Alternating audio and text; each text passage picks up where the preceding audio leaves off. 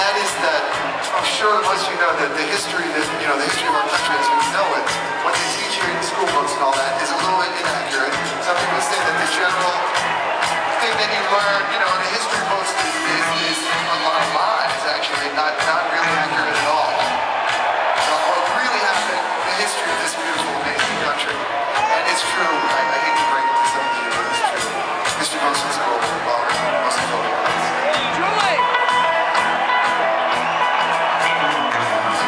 So it's probably some of you have also heard that there's these alternate history books, and I'm here to tell you tonight that they are also completely filled with lies.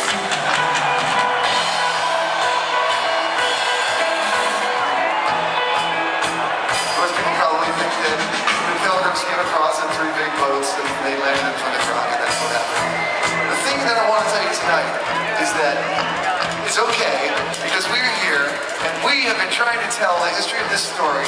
Interlaced into the lyrics of every Phish song is the actual alternate history of this amazing country. You have to be very, very accurate and look at all the different lyrics and put them together. But we spent thousands of hours writing these songs, and it's like a mystery, it's a clue.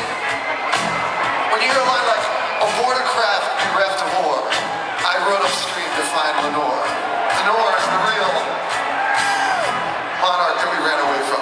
Anyway, this story of Harpua is really mixed in with the alternate history, and this is why we wanted to do Harpua on independence. Because, let me tell you the story. There were not really 3 boats that came over here. It all started off with one guy. And he was over there in Europe, and he wanted to escape tyranny and get religious freedom, and he just had it. And this was many, many years before the Pilgrims and all that. So this guy jumped on a log with his little dog. He had a little dog, a puppy named Harpua, and swam with a log all the way across the ocean, landed over here.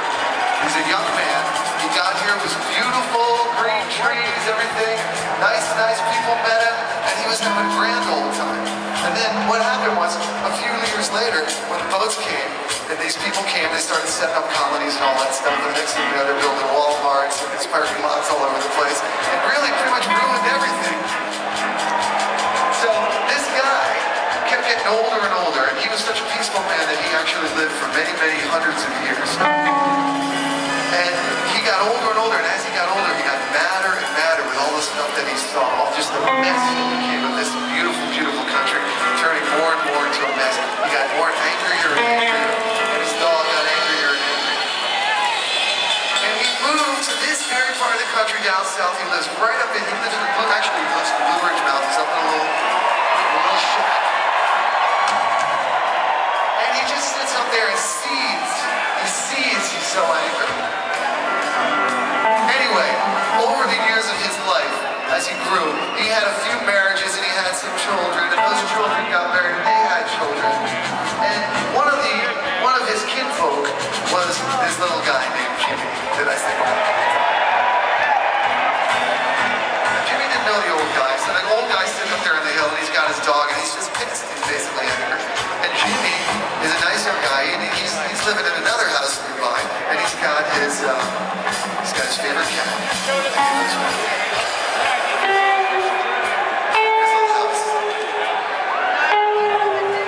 Poster nutbag!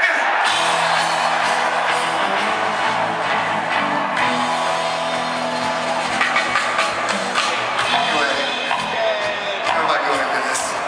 The thing about Jimmy is that because he's related to this angry old pre-modernized American angry old guy, he also has a little touch of that in him. And on this particular day, he's sitting in his apartment and he's listening to his stereo. And he's listening to music, one of his all-time favorite bands. He's in there cranking it, and it actually happens to be one of the only other bands other than Phish that won't bullshit you.